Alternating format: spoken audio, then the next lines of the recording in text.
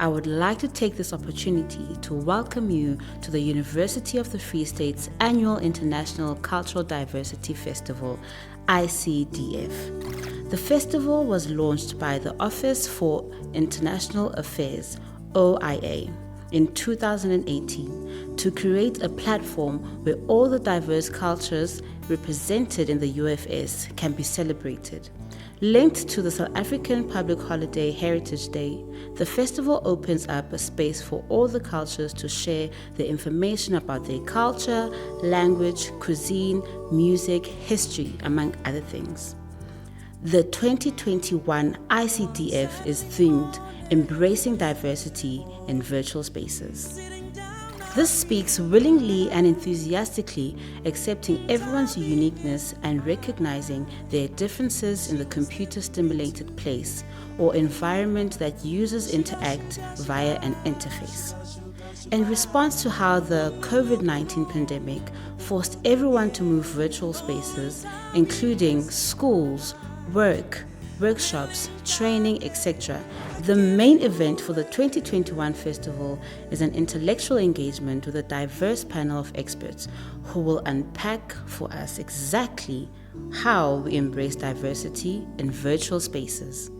Our panel will be discussing topics such as practicing cultural sensitivity in virtual spaces, how to incorporate diversity, honor, respect, and your cultural background in virtual spaces, social media communication with people of diverse cultures, and psychology of the human behavior and cross-cultural networking in virtual spaces. And lastly, give some practical tips on how the UFS Office of International Affairs strives to embrace diversity in virtual spaces. But this is not all.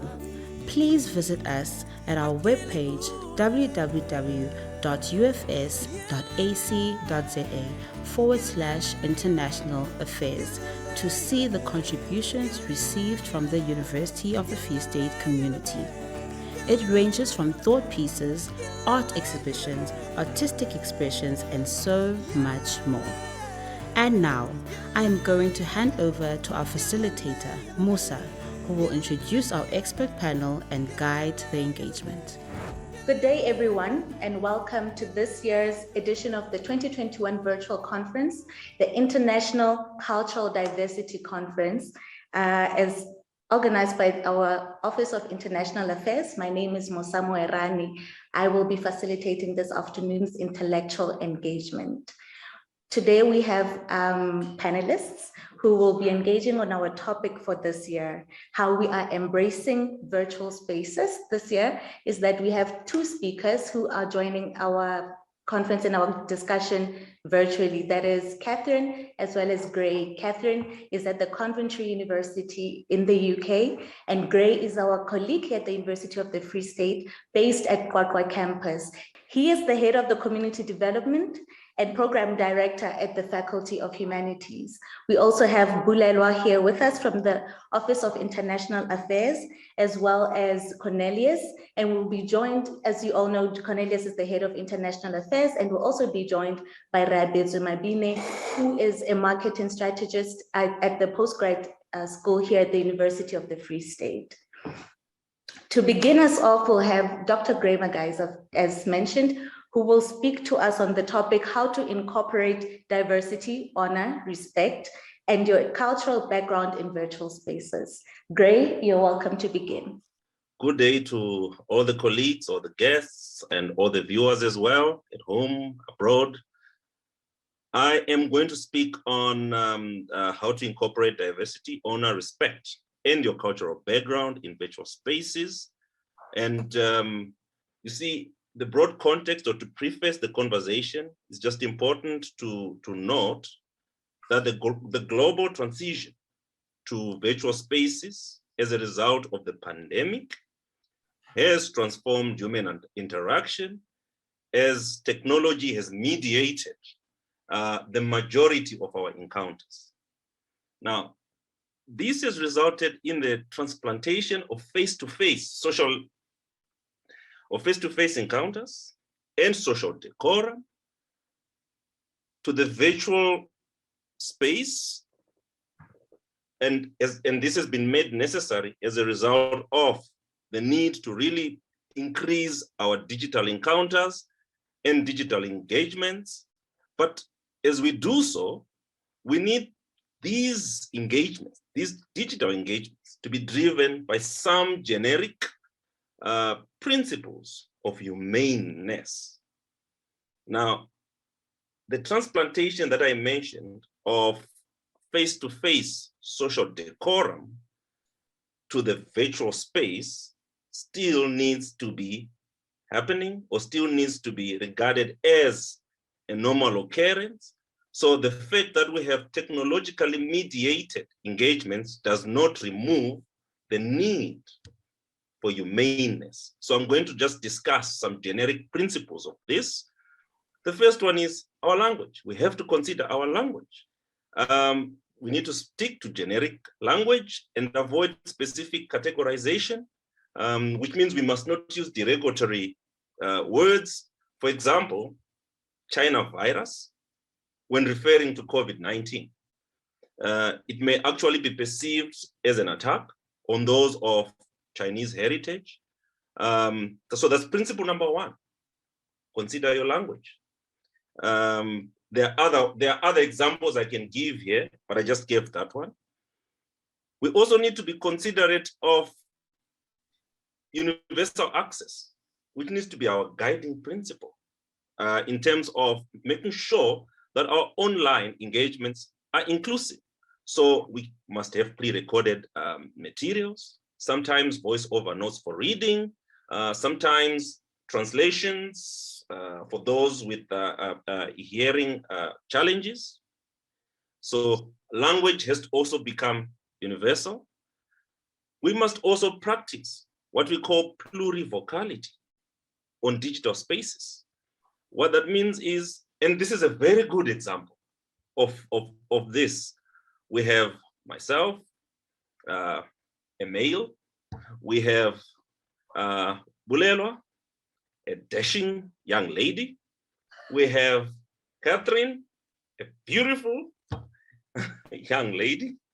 But the point of what I'm trying to understand, of trying to ascertain or state, is that our speakers must be of different races, genders, nationalities, to ensure that we're able to communicate diversity, we're able to communicate multiple experiences, and this sets the tone for us to be able to practice inclusive conversations as various viewpoints will resonate with various communities in the virtual space. So it's again, all as a result of trying to be inclusive. We must also use inclusive imagery. The imagery that we must have in terms of this must be representative of the diversity of society nationally and globally, and must be designed in such a way that it supports different learning and engagement styles as well. Now, when we speak of imagery, it must not be an imagery that results in exclusion. It must be an imagery that is universally acceptable, brings people together, and as I said, supports different engagement styles. But as we do this, like in every other social or face-to-face engagement within a virtual, within a transplanted virtual space, we also need to identify rules of conduct. So must establish a common set of principles like in society. You greet, you shake hands if you can, you hug, you do all those things, and you don't interrupt people when they're talking. So in terms of rules of conduct, it means there has to be an ability to accommodate people with differing learning styles, differing conversational abilities. So some people prefer to write, and your online, our virtual engagement must allow that. Chat boxes, chat dialogues, some people prefer to raise their hands, so we should all allow that. So that speaks to setting the rules of conduct, which means we now have to accommodate how different people interact differently on the virtual space. So at the end of all these very broad generic principles, there is a quest for an inclusive virtual space that is not only empowering, but also involving of different stakeholders, at the same time valuing different beliefs and cultures, while promoting and advocating a sense of belonging. So an understanding of each other's cultures and way of being expressed in a virtual space only serves to enrich not just my own cultural background or the cultural background of the colleagues that I'm with, but it also serves to enrich humanity. Thank you. Sure. Thank you very much, Gray. Those are very insightful comments that you have given us. I really appreciate the depth in which you went to expand on them as well.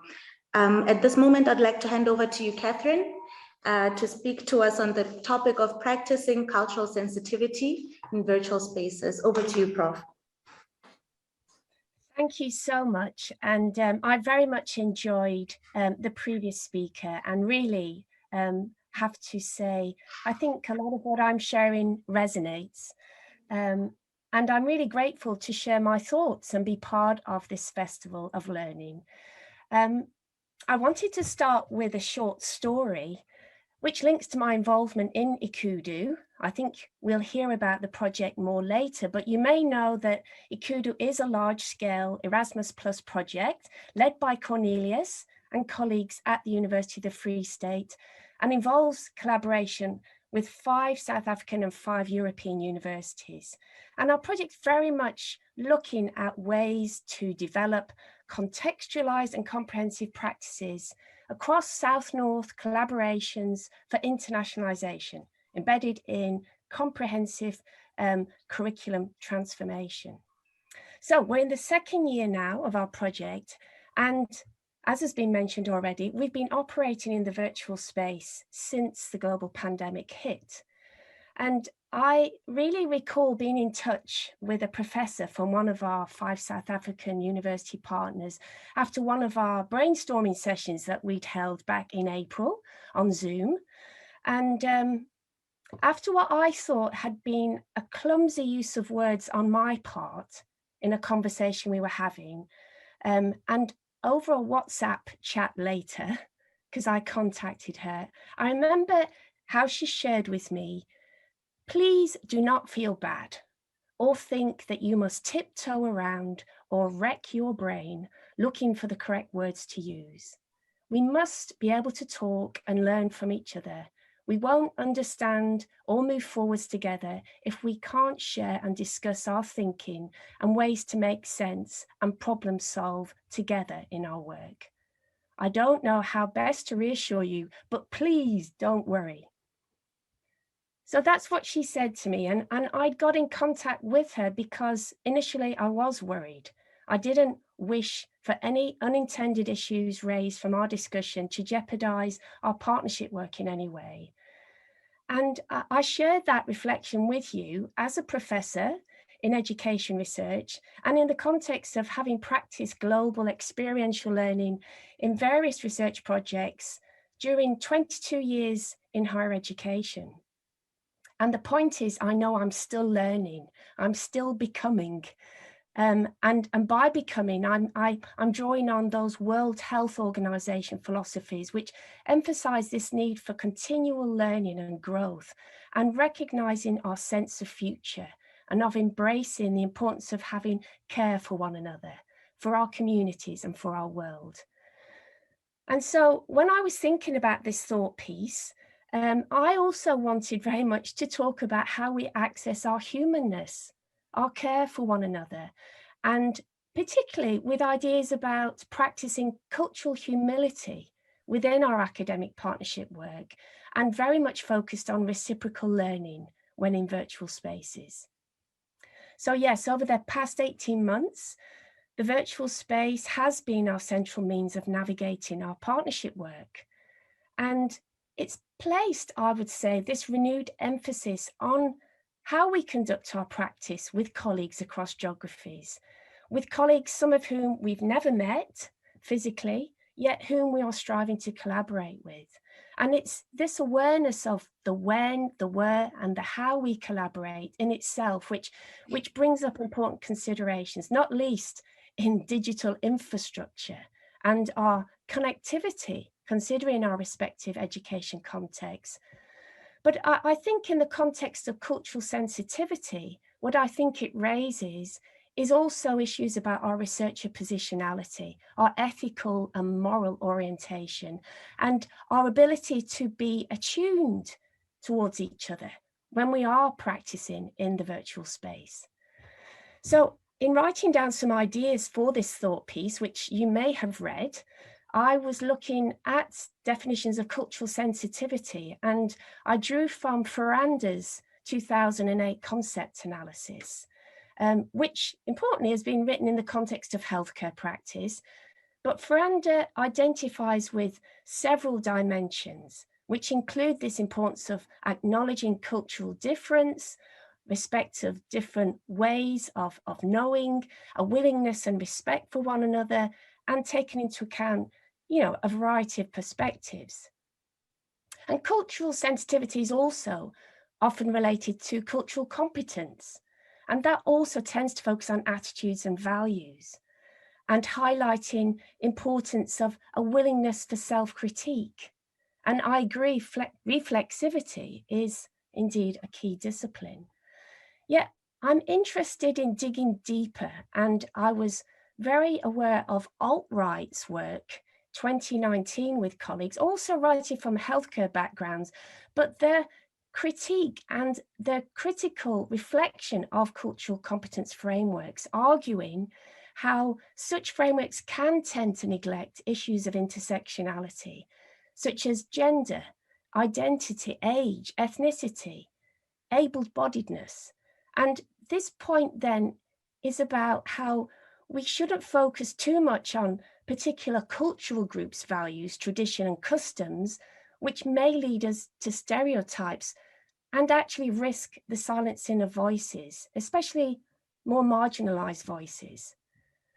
And perhaps even with more recent conceptualizations of cultural competence, which acknowledge issues of privilege, socio-political factors, etc., they tend still to be oriented towards developing practitioner attitudes and knowledge and skill, rather than focusing on power imbalances within relationships. So I was very keen to look at the work of Oberhauser's 2019 work as a feminist scholar. She speaks very clearly of this need for more nuanced analysis of issues of power, place, and social identities in our global learning practices.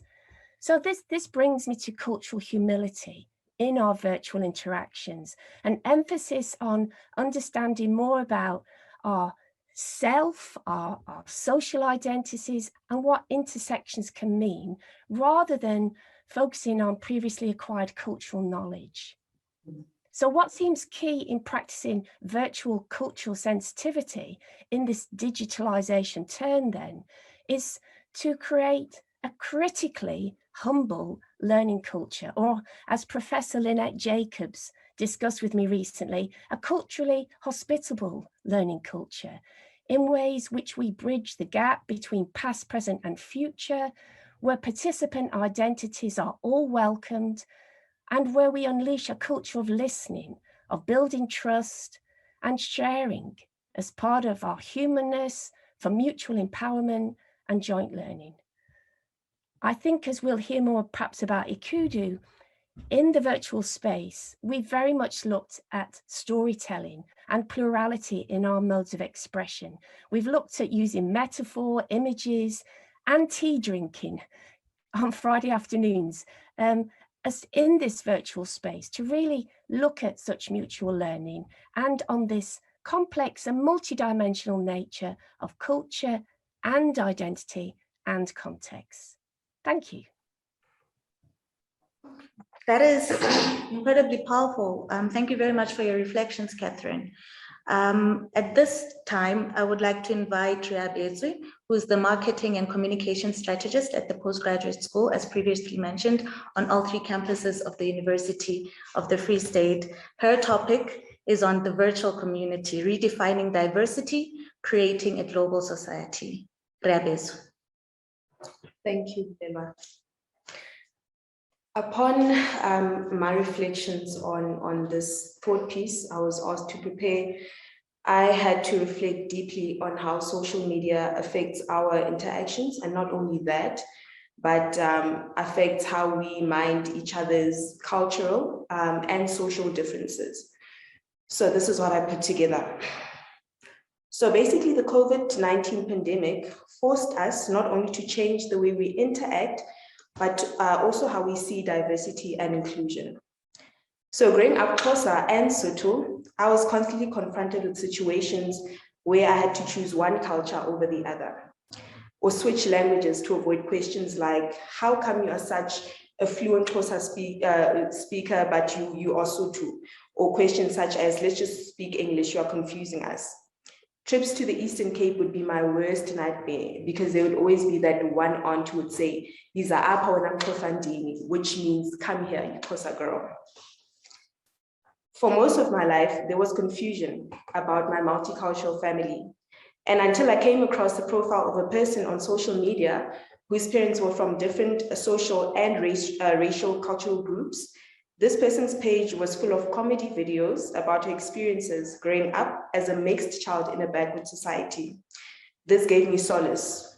No, in fact, it brought me a sense of belonging. So social media affects our interactions as people from diverse backgrounds and beliefs. And because of this, we must first define what diversity and inclusion are. So diversity is a range of human differences, including but not limited to age, race, ethnicity, gender, identity, social class, political and religious beliefs. Inclusion, on the other hand, is the involvement in empowerment, where the work and dignity of all people are recognized. An inclusive system sustains a sense of belonging, and it practices respect for the differences and beliefs of all people involved. Diversity is what you see, and inclusion is what you do about it. Diversity does not contradict inclusion. However, change happens at the intersection of these two. And this intersection is facilitated by the virtual space of social media. Diversity and inclusion are very important aspects of every society, But what does diversity mean in this 21st century? The anti-discrimination movements such as Black Lives Matter have shown us that the concept of diversity is not only cultural, but is rapidly changing. Social media is a powerful tool to provide a platform where affected groups can speak out. Gender roles are not what they used to be. Men today cook and they stay home, while women bring home majority of the household income. The Native American community is speaking out about their struggles and adapting peacefully to American society due to stereotypical labels such as the Red Indians. Social media has allowed us to create inclusive spaces. This has created an opportunity for us to learn about other people's differences in a safe space, while at the same time educating us. It has allowed us to have universal codes and themes that are understood by everyone, irrespective of gender, age, ethnicity, and social class. Virtually, we are creating a global society and a space in which we can all belong by redefining and challenging the definitions of diversity. Thank you.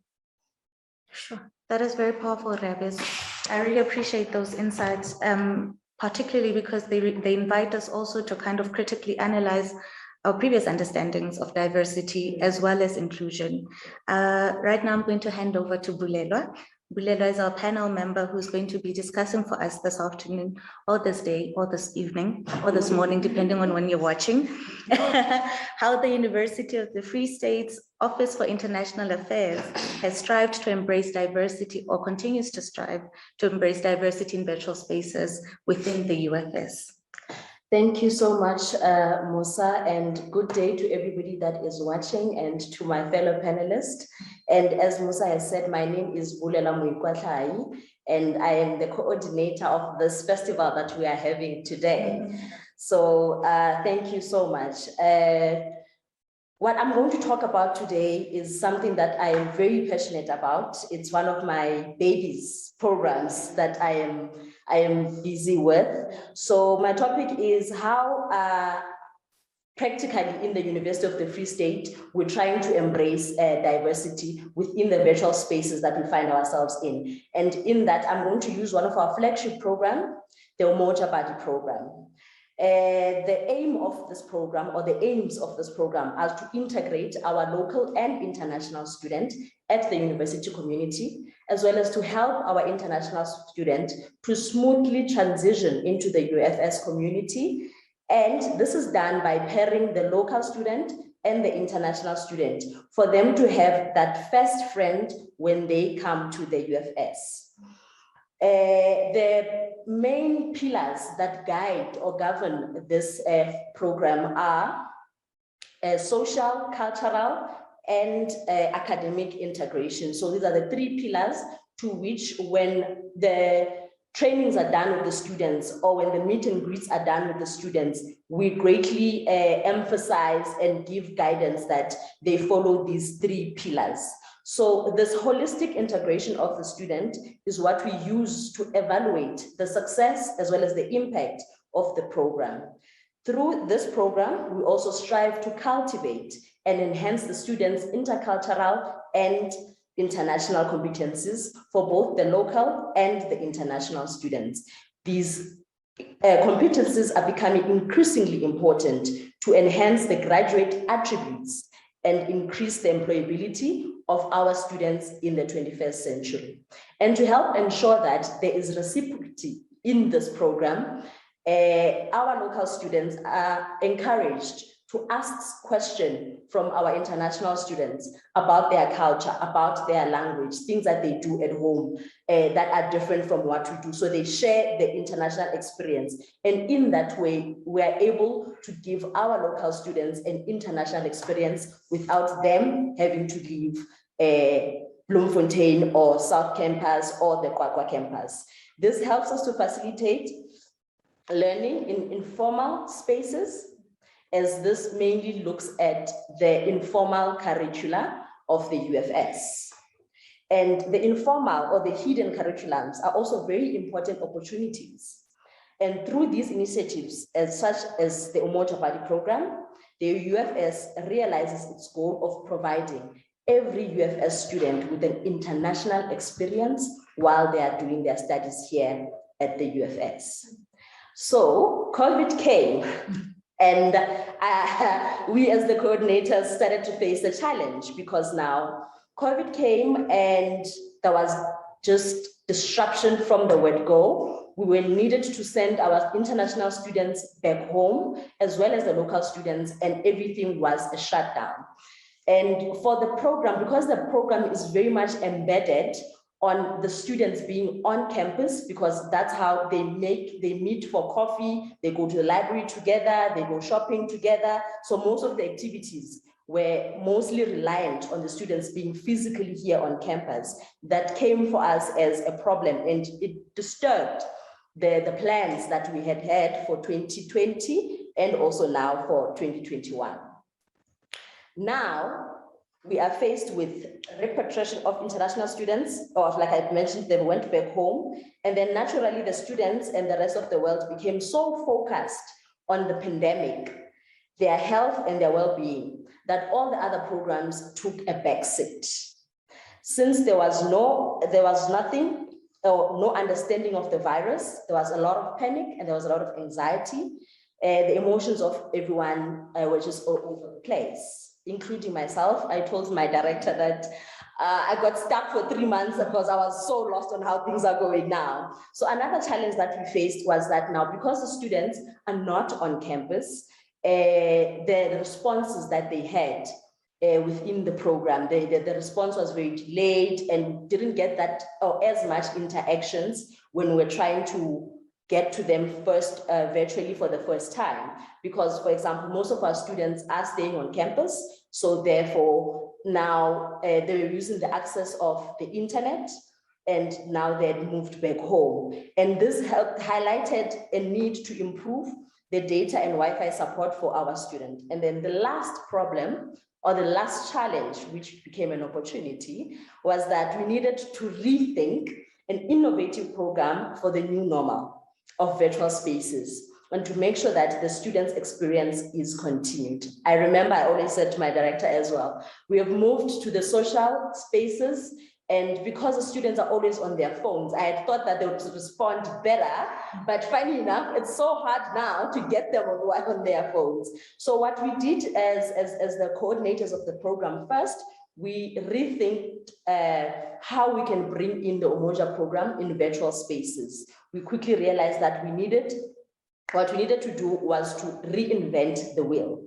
This meant we're keeping the calendar activities, but we're adapting to how we deliver them to the students. We altered a little bit some of the activities that we had, but ensured that they still fit within the strategies and the goals that we have. And once upon, when we finally found our rhythm, and we're comfortable now with where we are, which is the virtual spaces, we started developing now activities that are new or relevant or fit within the space that we found ourselves in. The strategies required us to take up the role of us now becoming ambassadors for both the local students and as well as our international examples. So just to give you some of the examples of initiatives that we did in the virtual spaces, for one, we had a WhatsApp group that we were using for both the local and the international students. And in those WhatsApp groups, we had activities like a virtual library where we would share with the students sources where to find textbooks, because if you remember, especially in 2020, a lot of things were made so freely available. So just in case the other person didn't see, we would share with each other where to find the textbooks, where to find articles, as well as we became now also an in-your-fingertip source of information from the university. So any information that is shared by the university, we also brought it to the students on the WhatsApp. And then we also initiated house meetings, like Cupcake. We initiated house meetings where we were just relaxed, you bring your cup of coffee and we just talk We pretended as if the director wasn't in that WhatsApp group, and we just spoke our heart. You just speak your heart, what is going on, where do you find yourself emotionally, you just spoke. And he at least respected us also and pretended not to be there. So this allowed us now in a very comfortable space with your own peers to share what you're going through. And maybe in those conversations, there's somebody else and that somebody that has solutions for you. So this is but some of the activities that we did within the Moja Body program using the virtual spaces. And then just to close off, Musa, before I take too much of the time, the student cohorts, I would like to say, it changes every year. And so do their needs and their expectations to us as a university. What we have learned is to be very flexible and responsive to what is taking place. The ability to adapt to changing circumstances is becoming increasingly important. And in this time that we find ourselves in. Yet, at the same time, it is also becoming an increasingly exciting space because it challenges us to think outside of the box and to come up with more innovative solutions. And in my view, this is a recipe for success if you want to remain relevant, innovative, and become a trailblazer. Thank you. Sure. I feel like we should have concluded then. Those are some very interesting points that you have raised and some interesting things that have been happening within our Office for International Affairs in the past 18 or so months that we've been dealing with this particular global pandemic. It is incredible. I am so grateful for all of the insights, so grateful for all of the remarks and the reflections that we have shared together. I'm not closing as yet. I'm actually just opening the closing. Some of the themes that have kind of, jumped out in this particular discussion for me has been, for example, we started with Gray spoke about language, about us not abandoning social decorum simply because we're in virtual spaces now. However, also adaptability has come up quite a few times in the discussion that we've had. What else was quite interesting and remarkable was also the universal access aspect, how this particular pandemic has given us an opportunity to reflect on creating platforms, methods of communication, and staying in touch with one another that were open, accessible, and flexible so that we could reach a wider and more diverse community. I thought it was also interesting for us that we had to interrogate through the leadership, of course, of Katherine, our own ethical and morality positionality. She spoke an interesting term that I hadn't heard before, cultural humility. When we're within, the kind of spaces and environments that we find ourselves in, how do we navigate, how do we interrogate, and how do we challenge our own sort of power and privilege in order that, or even marginalized voices find expression, which is also something that Reabetswe spoke to as well within her own reflections on the topic that she gave us, intersectionality, a term that has come up quite a lot in different conversations and discussions, but also now finds expression within the cultural hemisphere, the kind of cultural environment that we find ourselves, the spaces in which we're in. How do we think about able-bodiedness? How do we think about gender? How do we think about originality and background, our history, our religions, and so on? And then, of course, coming back to something Reabetswe spoke about, was about social media as a platform for cultural interactions. And also assisting and helping those of us who have maybe multiple cultural backgrounds kind of navigate those kind of questions within ourselves. So not only aiding us as a group, but also providing kind of an understanding on an individual level as well. And of course, Bulelwa gave us an incredible background, speaking to how we had to rethink and think quite innovatively thanks to this particular pandemic, the opportunities that came that initially looked like sometimes threats, sometimes challenges, but eventually had to pull ourselves towards ourselves, band together as individuals as well as teams within the different environments in which we find ourselves, to think about and talk about how do we navigate, how do we rethink our current programs, and also how do we also imagine and rethink a future that is a lot more inclusive, that is a a lot, when we spoke about diversity before, the global pandemic, it meant one thing. I think now it means a whole different thing. How do we navigate and think about inclusivity within virtual spaces as well? Adaptation, like I said, of activities like Bulelwa said, along with, becoming ambassadors of our cultures, but also of our environments, and particularly, of our universities, but also ambassadors of the very values that we speak about, inclusivity, ambassadors of, having ethical interactions with one another, becoming ambassadors of also diversity as well. I think those were incredibly powerful insights, the flexibility with which every speaker kind of brought forth our understanding of cultural diversity within the virtual space that we find ourselves, which is what this festival seeks, to bring about, seeks to help us think through, and I think also, feel through as well, because I think what has happened with the pandemic is that we've learned that a lot of what we think is not just intellectual, but it's also physical in the body. It's about how we feel as well, and we've really kind of banded together to kind of help each other through this particular time. And what also has assisted us to create a new kind of culture as well, and one that we're going to move forward with, post-COVID, as whatever that means.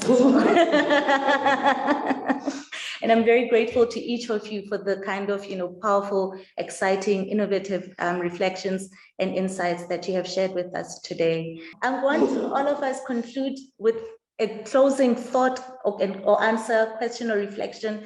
I'm going to ask a question. You can answer in any way that you would like, but you only have 2 minutes. I'm going to pose it to our panelists. My question to all of us to reflect on as we move forward as well is, how do we strive for unity and growth in these spaces, in these virtual spaces at this time? I will start from anyone really who would like to go first, so that it's inclusive. Okay, thank you, Musa, for that question. And I think it's such a very powerful question to ask and to close off with. For me, I would like to start off by saying that the COVID-19 has really opened up a lot from us. We literally became naked. It has made us so vulnerable. So in that sense, I think in our vulnerability, that's when we started finding each other. That's more now, because now we were closed off for 3 months, then it was 6 months. So all of that time that was spent without being with people, somehow when we got out, all we wanted to do was to be united. So I think even though we're still not fully able to be with everybody, and we're still doing this virtually, now you can even see posts on social media where people are saying, I'm ready, invite me anywhere. The answer is yes, baby showers, weddings, everything, I'm ready. So I think already the environment that we are in is on its own, is already now doing that unity for us, because we got so much time to reflect while we were at home, and now you are ready to be in a community and grow within that community. I think that is my response to that. Thank you so much, Bulelwa. Thank you, Musa. Katherine, Reabetswe, any of you can take it. Well, I would like to say I think it's reflected in how a lot of what we've shared today, what we said amongst ourselves had resonance. I think there's unity in how we've been thinking about this time, and I think this curiosity and desire and to be together and to be more caring for one another, and also to reach out more to one another. I think some of the positives of this last 18 months or so have certainly been a willingness to share more, perhaps, and to find out more about people than just diving into meetings, and knowing that you have to do more to get to know one another, because we can't always read the non-verbals that we might otherwise rely on, or we can't have that informal discussion after the meeting over the coffee. So we have brought our cuppers into the virtual space, and I think that's been a real important thing around unity. and a willingness to share and get to know one another from within. That humanness, I think that's a big part of our unity and our growth. So what I want to leave the panel with today is that the virtual spaces that we find ourselves in due to this pandemic have sort of challenged us to redefine and rethink what terms such as diversity and inclusion mean to us, maybe cultural, social, racial, and so on. And how are we using these virtual spaces to not only learn about what these culture or what these differences mean, but also how do we educate ourselves to bring each other closer using these virtual spaces. So in the virtual space that you find yourself in today, what are you doing to learn about the differences of the next person, and what's your personal contribution in creating this one and this unified global society that we find ourselves in? I think for me, the most important thing is let's use our cultural positionalities. Okay, maybe let's take that again. I'm saying let's use our cultural positionalities as an asset embedded in our diversities and our differences. But this has to be underpinned, of course, by an ethic of care, an ethic of co-responsibility and co-mutuality, which must then characterize our interaction, whether in virtual or non-virtual engagements. Thank you so much, Gray. And I'm really glad you could join us at the end to offer us your insights as well. I'm going to hand over to Cornelius, who is the head of the Office for International Affairs. Thank you very much. And I first want to really appreciate our panel discussion. I think we got very deep and diverse insights into how we can foster diversity and inclusion in different virtual spaces. Yeah. But it goes beyond this. My starting point is, for my thought processes, I need to ponder on how do we enable internationalization in a disrupted time, in a time when we are unable to meet physically, where we can only engage in virtual spaces.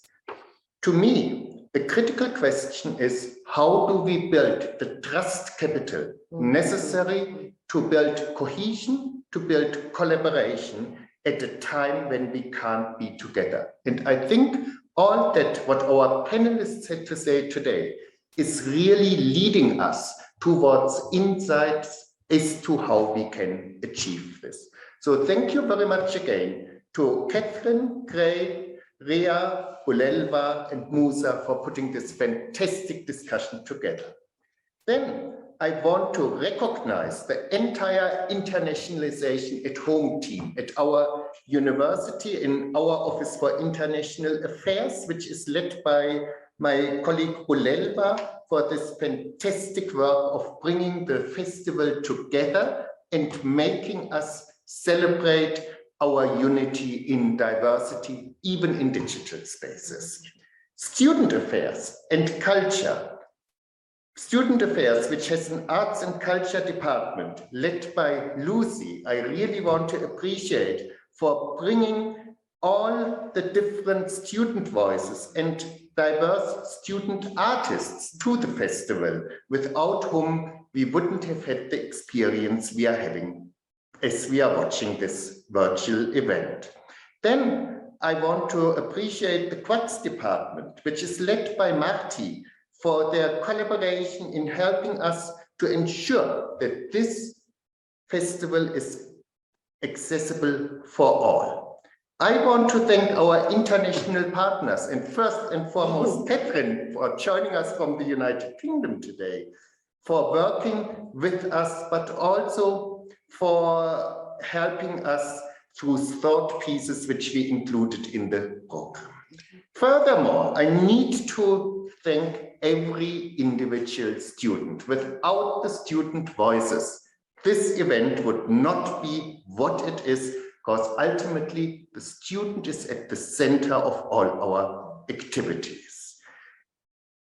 the Kwakwa Choral Choir and the South Campus Choir went out of their way. For purposes of this festival, they actually, in times of the pandemic, traveled here to the Bloemfontein campus to share their artistic contribution and their talent with us.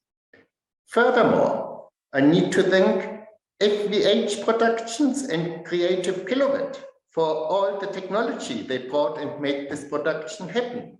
The communication and marketing department of the university for connecting this festival to the world. All in all, I think it was a team effort. And without a great team spirit and the spirit of Ubuntu, this would never have been achieved. I want to close by just saying, as Bulelwa said, our goal is to enable an environment where every member of our university community has international experiences. This International Cultural Diversity Festival has made us think how we can achieve this and focus on our core values of diversity and inclusion at a time when we are confined to virtual spaces. I want to again thank the panel and everyone who contributed to this year's International Cultural Diversity Festival. Thank you and goodbye. This has been a deeply reflective discussion with the Office of International Affairs. I want to thank our panelists, Katherine, Gray, Bulelwa, as well as Reabetswe, for all of their thoughts and for sharing with us today around the topic, the fest and everything that the festival stands for. We want to also grateful very much to the team that has brought us all together this day. And to everybody watching this right now, goodbye. Goodbye. Bye.